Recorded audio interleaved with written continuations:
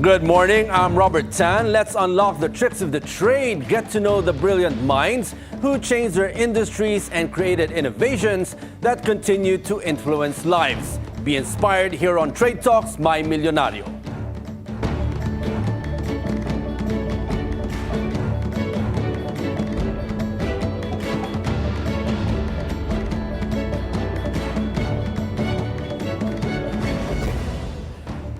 Many Filipinos loves cakes and other forms of dessert, and that's probably why Melliza Cakes and Pastries is enjoying its sweet success today. Aside from its famous Melliza Cake, it offers various pastries for its customers.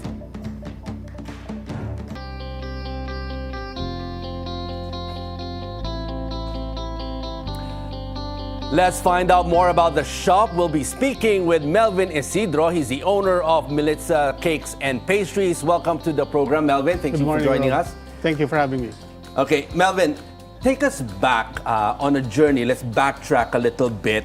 To the moment you first thought about leaving the banking world and taking up the chef's hat, baker's hat. So when I left the bank about a few years ago. That's a few months ago. Pero before that, I already started the business. So pinagsabay ko siya. So we opened a commissary in Camagong, and then we opened 2 branches in malls while I was still with the bank. Now, Melvin, you've mentioned your mom's recipes sparked this journey of you as a baker today. Now, could you tell us about how much of her influence was on you? Not just as a baker, but a son and also a dreamer. Okay, so I think she has a very big influence on me. First off, she was an educator. She was an educator. She taught for 40 years, parang starting elementary, high school, and college professor. So I became a trainer as well. And then during that time, she would also bake. On the weekends, we would get to try. Tapos minsan baon ko pa yun sa school. So I decided, when I ate at a restaurant, sabi ko, yung dessert na to, teka, kaya to ng nanay ko. So this was very expensive, yung na-try ko. So I said, hey, I can make this. So we decided to make that into a formal business. So when did this start? We've been around for 20 years. But started small. Hindi pa siya yung what you have now, which is like a brick and mortar. So we started small. I actually remember I think everybody would agree with me or relate with the story na nagbebenta ako sa office. So I did. I sold sa office mates ko. And meron pang time na I finished baking 1 a.m. and then brought the stuff to the office at 8 a.m. So may ganun talaga. So we started small, and then we rented out a space in Makati. And then I saw a food fair and asked the mall, Ayala Mall, na can I join this food fair? And then after the food fair, they asked me to stay. So I opened the first Now, Melvin, when was the turning point? Of course, you had a 9-to-5 job, and then you were doing this in the beginning as the side. When was that turning point when you decided and thought, hey, this could be a viable business for me? Okay, so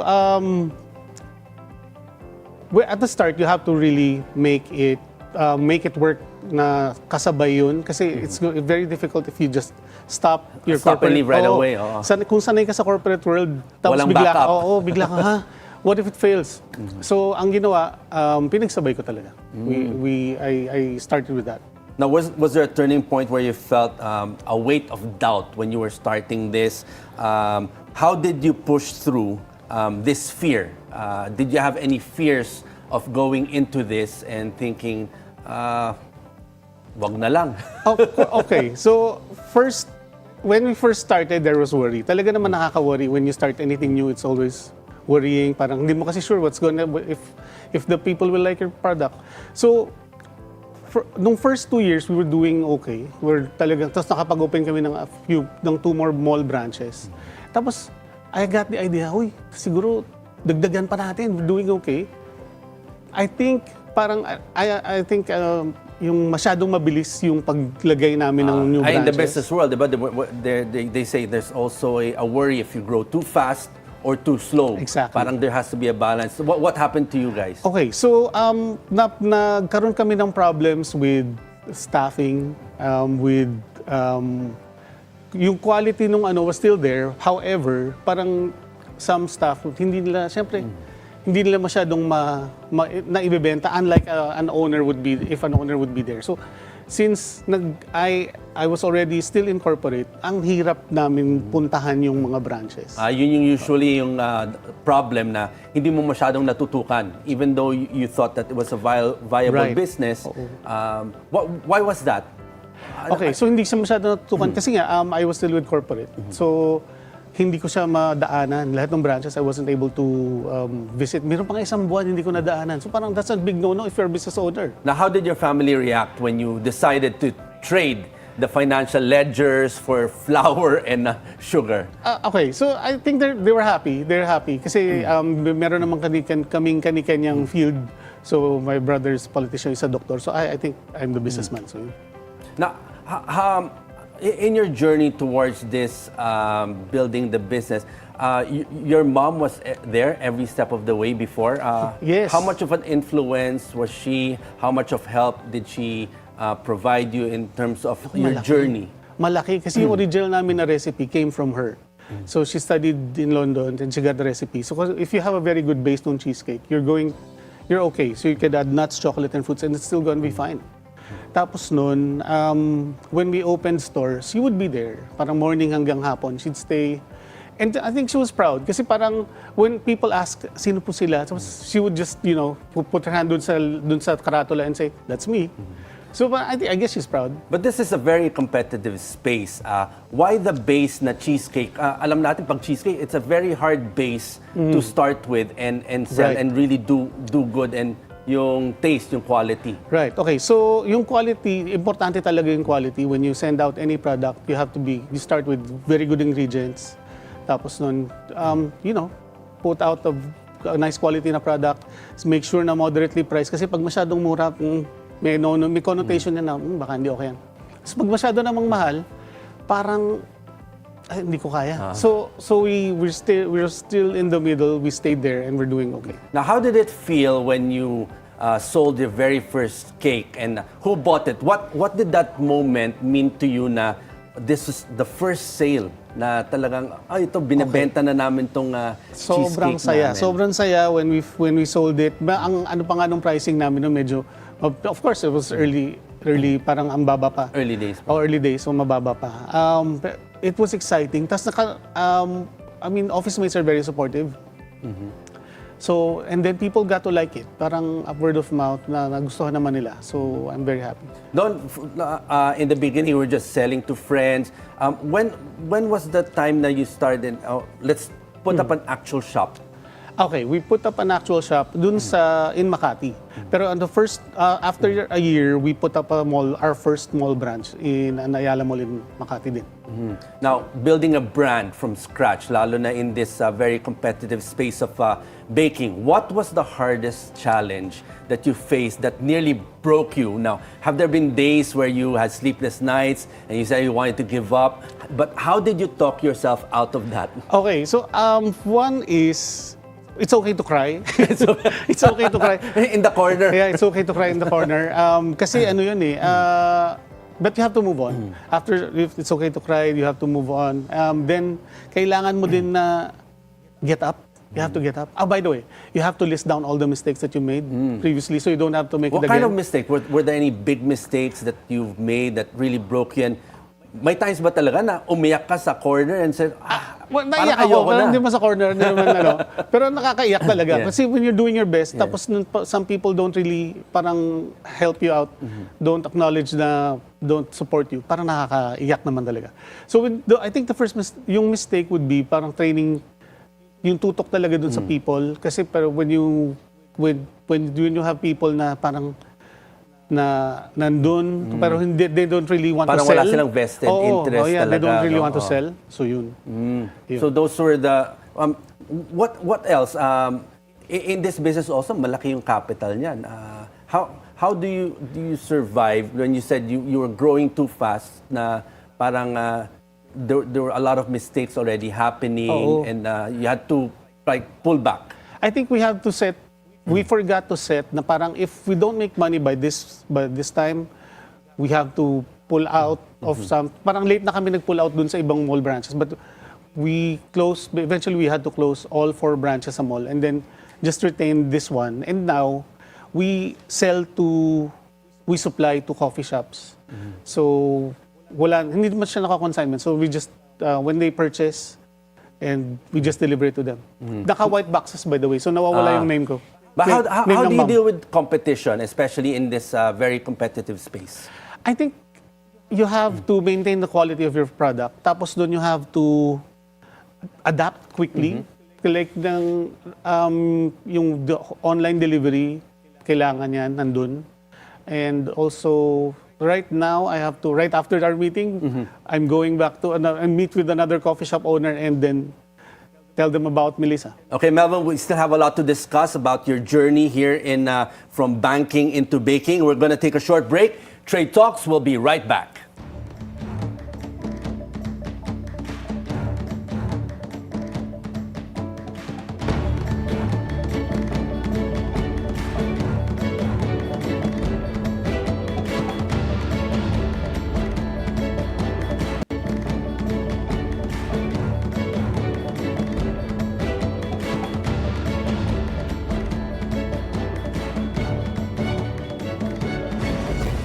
Welcome back to Trade Talks, My Milyonaryo. We continue our conversation with Melvyn Isidro. He's the owner of Melliza Cakes and Pastries. Now, Melvin, we were talking about before the program, behind every success story, now that you have this success in your life in baking, there are sacrifices that people don't see behind the scenes. Now, what were yours and what hurt the most during that time? I think that I felt the weight of the problem because when we opened 2 more branches, the problem started coming up. No? Parang nagkaroon ng So obstacles or problems. That's correct. Like you're mentioning, like the taste. Minsan you mentioned you have some workers na one week na binibenta pa rin nila. Right, because they have to pull that. They have to pull it out. No, we have to pull it out because they were trying to push it because they didn't want to pull it out. Some customers tasted for the first time our product. 7 days old na yung cake, mararamdaman mo yun eh. Malalaman mo na matagal na tong cake na to. That's a big problem, especially right. in food. So people started not, parang ayoko dyan, di okay. Parang dry.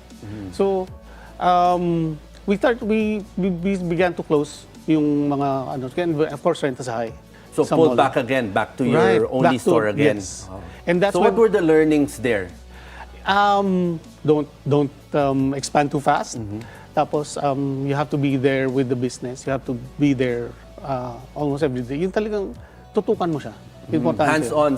Sometimes that's a lot of people don't see about entrepreneurs. Now when you're in the corporate world, 9 to 5, you clock in at 9, you end at 5, and that's it. But in my case, in your case, in the entrepreneurial world, it's 24/7 talaga kailangan yung tutok dyan. You have to be there. So when I was still with the bank, I would clock out and then go to the branch and then ask what happened, kumusta ang sales natin, ganyan. Now, take me back again to the journey when you started. You said your mom was baking and you thought, oh, this could be a business. You see this as a legacy to your mom. When throughout the journey, was your mom there along the way with you? And how did it feel? You're building something as a tribute. I'm hoping she would say good job because she recently passed. No, she passed just a few months ago, May 24. I'm sorry to hear that. Okay. But during that, did she ever? What kind of advice, or did you learn anything from? So she would advise me on the flavors, on the texture. If it's too sweet, she would tell me. Parang kailangan ng something crunchy dito. She would tell us. Pero on the business side, parang sabi niya, okay na ako dyan. You know what you're doing. But when it comes to the quality and the flavor, she had a lot to do with it. Was there ever a conversation, a whisper, and say, "Oh, Melvin, this is really nice what you're doing"? Unfortunately not. But the fact that she was there most days, I think that's her telling me, that that I'm proud. She's proud of me. Now, Melvin, what do you think it is about Melliza Cakes and Pastries that connects deeply to your customers? Do you see this as a business or a mission beyond baking? What kind of bigger story or message are you trying to share with this business that you have? Okay, so I think, since we've been around for a while, most of the mothers who would bring our items to their kids, parang nawala kasi kami, no? So we disappeared from the malls. And then their kids, accidentally or talagang hinanap nila kami sa Google, found us out and bought, ay, ito na pala kayo ulit. So parang gano'n, no? So parang the next generation. So nag-trickle down siya. Yung Yes. dati yung mga nanay bumibili, then Ngayon, the kids na nila. found you. Yeah, the kids na nila. Ano yung mga nasasabi nila sa inyo when they found you again? Right. Sabi, inuuwi to ng nanay ko, itong Rebel Bars, yung inuuwi to ng nanay ko every day. Parang ganyan, no? Every weekend. So, meron namang isa, ay, kayo yung di ba yung may vanilla almond kayo? These are flavors that are yung mga binanggit were existing before, pero ngayon wala na. So parang, by the way, they can, if they want to, order it from us. Kung na special request, pwede naman. How did that feel when they were saying that nahanap kayo and we want to buy this again? We were looking for it for a long time. Na this is something that started from your mom baking in the kitchen and now it's a successful business. I'm actually very grateful and very happy that happened. They found us again. So it means that they remember, aside from the quality of the product, parang they remember something that they shared with their parents. So I'm happy to be part of that. Now, what's one moment in your journey? Maybe let's not talk about failures, but let's say joy when you cried or you had joy. And if your mom could see what you've built now, what do you think she'd say to you now? I think I'm hoping that she'd say she's proud of me. Ang advice ko naman din lagi is yung parang if you encounter failure, get up agad. I think there's a short story ng mga Special Olympics na kids. They're running dun sa race nila. Then siyempre natutumba, nadapa. And then at the end, there was a reporter interviewing the winner. So paano ka nanalo? Then ang sabi niya, kasi I was the first one to get up. So always get up from failure. Ayan, that's a lot of the problems of new entrepreneurs. The first time they fall, it's hard for them to get up. But now, in this very competitive world of baking, pastries, do you feel threatened by the big cake stores with multiple branches across the country? Because you started to grow, but then now you pulled back because there was a lot of mistakes that happened. I think it's important to stay in your lane. Right now, our focus is to supply to coffee shops, and we're doing okay. Maybe in the future, Is that like a pivot? Is this a way na instead of fighting the big pastry shop? Supply na lang ako sa kanila. Dito. Mas madali, mas matipid. You just, you deliver in white boxes and then you're fine. Kasi dati, when we had the physical store sa malls, medyo mahirap eh. Medyo mahirap. Pero right now, if you just supply, I have yet to supply to yung talagang, kasi right now, mga medium. Pero yung malalaki. But how do you prepare for that when there are a lot of really bigger pastry cake shops out there that are really getting a huge chunk of the market? Right. Where you say you stay in your lane, but how do you navigate that and how do you stay relevant? I think you just have to be aware of what's happening around. Like parang if there's something opening in your area, you have to be on top of it. So you have to be aware of what's around and maintain the quality, stay in your lane. Yeah. Now, Melvin, to those who feel like they're failing in life, in business, what are the lessons that they should take away from your story, your journey? Like I said, parang it's okay to cry. It's okay to cry. Then, list down. Ito yung pinaka-importante. List down all the mistakes you've made para hindi mo na siya ulitin. And then get up. So there's nothing to be ashamed of when you cry, when you fail. Yeah. But what's the most important thing that they should do? Get up. Get up. Get up. Now, finally, Melvin, when you look in the mirror today, who do you see? Melvin the banker or Melvin the dreamer who made it in the baking industry? I think a little bit of both. Pero right now, I'm obviously a baker, so I'm happy with what I see. And I'm just hoping that I made my mama proud. Well, Melvin, thank you for your insights. Thank you for joining us here at Trade Talks My Milyonaryo, for showing a lot of inspiration to those watching, those who want to be entrepreneurs but don't know how to start, those who want to give up but maybe get up as fast as they can, to move on, never give up. Yes. Thank you, Melvin. Thank you for joining us. Thank you for having me.